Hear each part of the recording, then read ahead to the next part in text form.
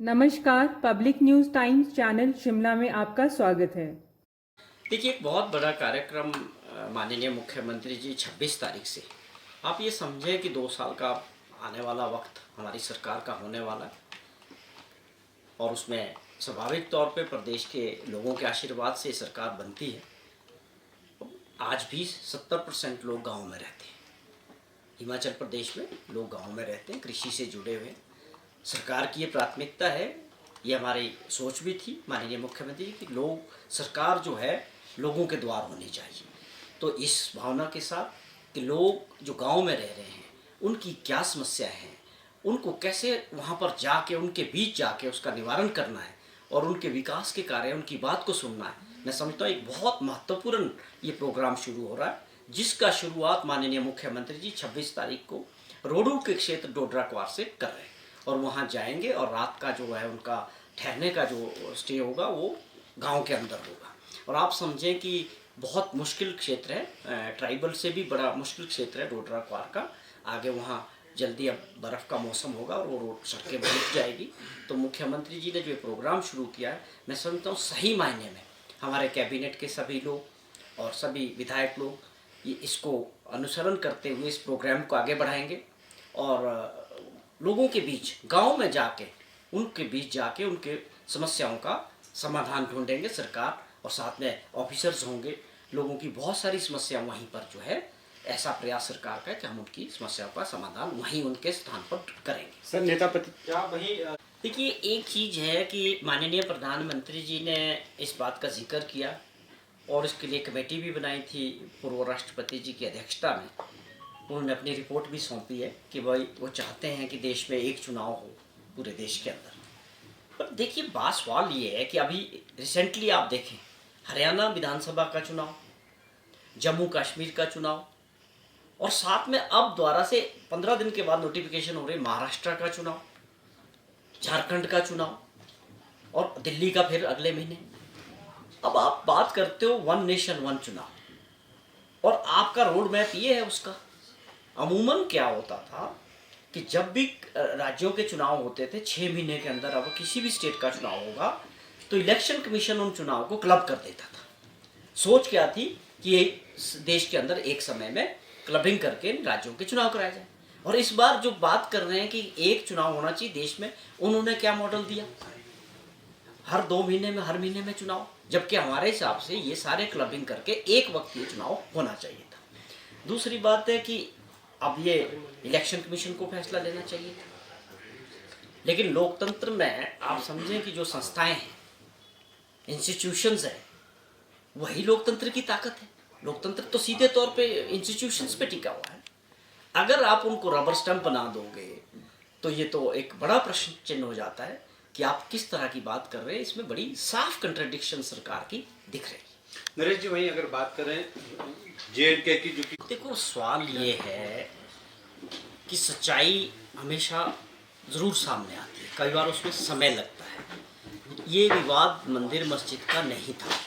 हमने बार बार, चाहे सरकार थी, माननीय मुख्यमंत्री थे, चाहे सब ने ये बात बार बार जिक्र किया था कि एक जो है एक छोटा सा लड़ाई झगड़े का जो मामला था बहुत आगे बढ़ाया था, और उसके बाद ये जो है अनऑथोराइज कंस्ट्रक्शन का मामला था, जिसको जानबूझकर इस तरह से प्रेजेंट करने की कोशिश हुई कुछ लोगों द्वारा। और वो आप समझें कि देश में जब भी चुनाव आता है तो ऐसे उनकी मजबूरियां हो जाती हैं कि रन करने की कोशिश हुई। लेकिन मैं बहुत इस बात को लेके खुशी हूँ कि जिस प्रकार से आज पूरे देश के लिए हिमाचल प्रदेश ने आईना दिखाया। हमारे जो मुस्लिम समुदाय के जो लोग थे हिमाचल प्रदेश में रहने वाले, आप समझें जो मस्जिद के मौलवी हैं या उनके जो अध्यक्ष हैं या वक्फ बोर्ड के जो और सदस्य थे, उन सभी लोगों ने इस बात को लेके पहले ही इस मामले में अपनी इच्छा जाहिर की थी कि जो म्यूनसिपल कॉरपोरेशन के कमिश्नर है, जिसमें ये कोर्ट में ये केस चल रहा था, वहाँ उन्होंने लिख के दिया था कि हमें आप आज्ञा दें तो हम इस अनऑथोराइज स्ट्रक्चर का जितना पार्ट है हम खुद तोड़ना चाहते हैं। वो अपने आप में बहुत बड़ी एक एग्जाम्पल देश के लिए थी। ये भाईचारा बड़ी मुश्किल से बनता है और हमारा देश बढ़ भी तभी सकता है जब हम सबको साथ लेके आगे बढ़ने की सोच रखते हैं। लेकिन कुछ ऐसी विचारधारा है जो केवल राजनीतिक दृष्टि से और वोट की दृष्टि से समाज को बांटने का जो काम करती है, उसके लिए मैं समझता हूँ एक बहुत बड़ा मैसेज आज हिमाचल प्रदेश से, शिमला से हमारे सभी भाइयों ने दिया है कि जिस प्रकार उन्होंने उसका खुद अपने आप उस मस्जिद के अनऑथराइज स्ट्रक्चर को वक्फ बोर्ड वालों ने और मस्जिद वालों ने खुद उसको गिराने का काम शुरू किया है।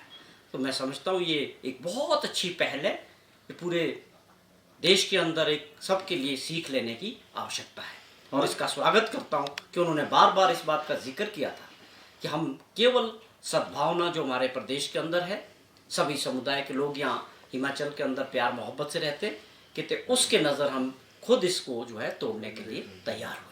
तो ये इस बात का मैं उनका धन्यवाद करता हूँ और स्वागत करता हूँ। नगर निगम आयुक्त कोर्ट ने 2 महीने का समय दिया और उन्होंने कहा है कि पैसे के अभाव के चलते जो है वो कई दिक्कतें आ रही है और समय भी ज़्यादा लग सकता है। क्या देखिए, अब तो ये मामला अल्टीमेटली कुछ लोगों ने हाई कोर्ट तक भी पहुंचाया है। हाई कोर्ट, माननीय हाई कोर्ट के भी आदेश आए हैं कि इसको कमिश्नर जो है 2 महीने में इसका निपटारा करें और सभी को सुने। वो ठीक है, वो एक कानूनी प्रतिक्रिया है, लेकिन जो इसका असली मकसद था, जिस तरह से ये विवाद शुरू किया गया था और उस विवाद को बढ़ाने का प्रयास किया गया था, अब मैं उस बात की सच्चाई की बात कर रहा था कि हम बार बार कह रहे थे कि ये मामला हिमाचल में कोई मंदिर मस्जिद या हिंदू मुस्लिम का नहीं था।